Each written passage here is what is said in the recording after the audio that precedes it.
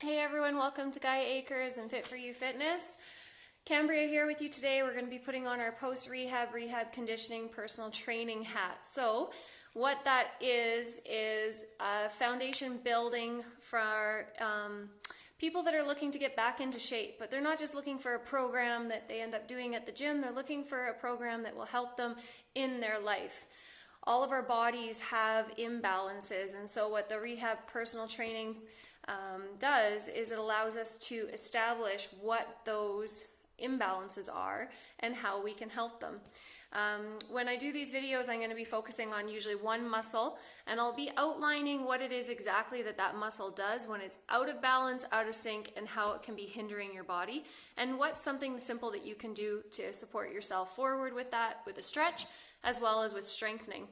So today's focus is going to be pectoralis major, and I'll let you just take a look there. We're looking at the front of the body here, and you can see how it originates from the sternum here, half of the clavicle, and down to the 6th rib, and then it inserts, meaning that when we contract the muscles, we bring the humerus, which is our arm bone, towards our sternum.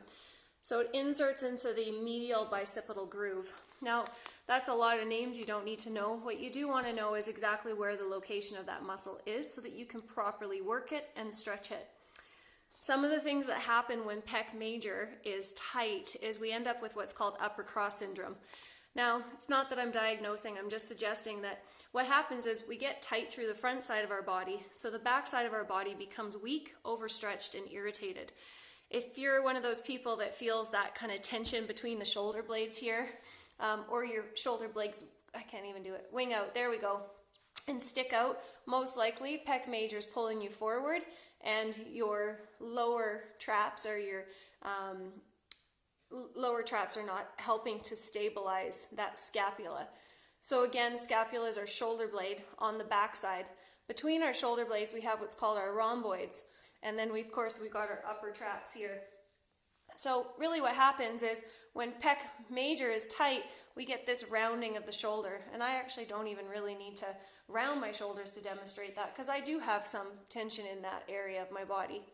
So the rounding of the shoulder, it can play havoc on your rotator cuff muscles. It can play havoc on the rhomboids, so between your shoulder blades, burning sensation, mid-back, upper neck, all of this getting pulled forward is not a good place to be. Now, one of the reasons why so many of us feel that is because a lot of our society and a lot of our life is based in front of us, right? We're either hugging or we're lifting or we're carrying or we're driving. A lot of our tension is to the anterior side of our body, to the front. So naturally, pecs becomes quite tight. So if you're one of those people that is dealing with anything in the shoulders, shoulder blades, between the shoulder blades, back, mid-back area, this might be something that you want to do, and you can do it on a daily basis. So first, scaling your stretch. I get lots of people, and it's like 0 to 10 on a stretch, 10 being really super painful. When we're stretching, I like to go by a scale that goes 0 to 10, 10 being painful, 0 being nothing. And at 4, that's where we start to feel a stretch. At 6, that's our 10. We don't go any higher than a 6. If we go higher than that 6, what can end up happening is our muscles can actually kick us out rather than wanting to work with us. So taking yourself from a 4 to a 6, coming back down to a 4 because it's released, gives your muscle fibers the chance to actually get the benefit from the stretch. And that also comes down to how long do you hold a stretch for. 35 seconds minimum. Most of us will say 30 seconds, but it actually takes 35 seconds for the muscle fibers to register that a stretch is being applied. So that means anytime that you do a stretch for shorter than 30 seconds, you're actually not even getting that stretch. Anything over 35, those muscle fibers are starting to let go. And of course, encouraging yourself to take deep breaths will also make it so your body can really bring in everything that you're trying to do. All right, so first off, we want to stretch. Why am I starting with a stretch? Because that's usually where most of us want to go, right? So first off, stretching. Second, I'm going to demonstrate a really nice and simple chest press. I'm going to stay away from the fly today. And again, if you're at home and you're doing this and you don't have, a set of 5-pound or 8-pound or 10-pound weights, you're more than welcome to use a soup pan or can, or any type of can, or you can actually do them and get some benefit by just doing the movement, okay? So stay there. I'll be just demonstrating our chest stretch here. So I normally would say on a chest stretch to find yourself a doorway in your home. All right, but just for stretch sake, I'm going to use my ab stand here. So first off, for the middle layers of the fibers, you're going to put your arm just completely straight out. Bring your feet together and gently turn yourself away from your arm. When I say gentle, we're looking for that 4 to 6 range of stretch, not the 8 to 10 or higher. So as soon as I find it, I take some deep breaths. This is when I start to hold for my minute. I always say the breath is what unlocks the stretch. All right, so this one here, second of all, you're going to take your hand a little bit higher, so you're just above shoulder height and start to rotate. And then third, you would take your hand even higher on the door and rotate away from it there. And that's going to get right into that pec minor area, which is actually located underneath your pec major. So nice deep stretch there. Again, you can hold all 3 of those positions for up to a minute, and you'll really get benefit of opening the shoulder so that that rounding is not happening and can start to open and sit back.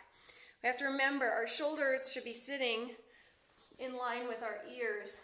Often they're forward and hunched, so we want to bring them back so that our scapula and shoulder girdle can really start to hold and stabilize what it's meant to. So number 2, when to strengthen. Usually when something's really tight, it can also be really weak, right?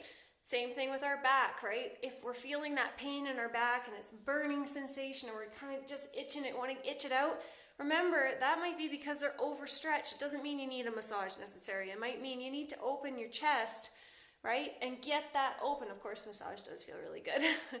But, you know, just always coming back to, we have tools in our toolkit that we can learn about, that we can help ourselves, right? There's so many health professionals out there. There's so much information on the internet.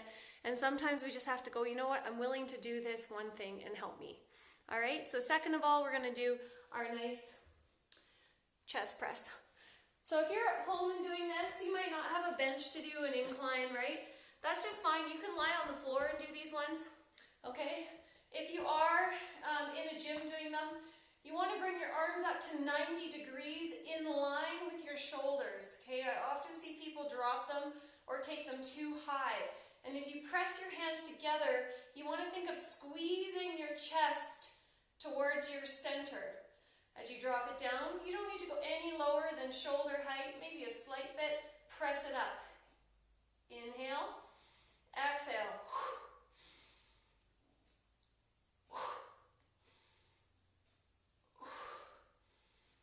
Alright, so how many would you do of these? Well, you could start out with 10. If this is really difficult, you could start out with 5. Do them 2 to 3 times with a stretch. I'm going to do one more. Tapping it together and bringing them back down. Now when we're working out, we're often having to time our how fast we're doing the exercise. So for instance, with these guys, your tempo would kind of be 1, 2, 3, 4, 1, 2, 3, 4, 1, 2, 3, 4, 1, 2, 3, 4. If you're going too fast, you're not going to actually get as much because the muscle has less load on it, right? So think of slowing it down, really feeling the exercise, making sure you're not hurting yourself because of course you're not there with someone who's making sure you're in the right position. So make sure that you are taking care of yourself. Again, pectoralis major is what we focused on today. Stretching in the doorway, up mid-range, or low, mid, and high range. And remembering to turn yourself away from that shoulder to increase that stretch. Okay, so enjoy these exercises. Next time I come in with one of these, we'll be focusing on something in the lower body, okay? So I hope that you got something out of this, and I hope that you'll start doing some pec stretches because I think that, like, we can all use them, right? So, sending health and wellness your way. We'll talk to you soon.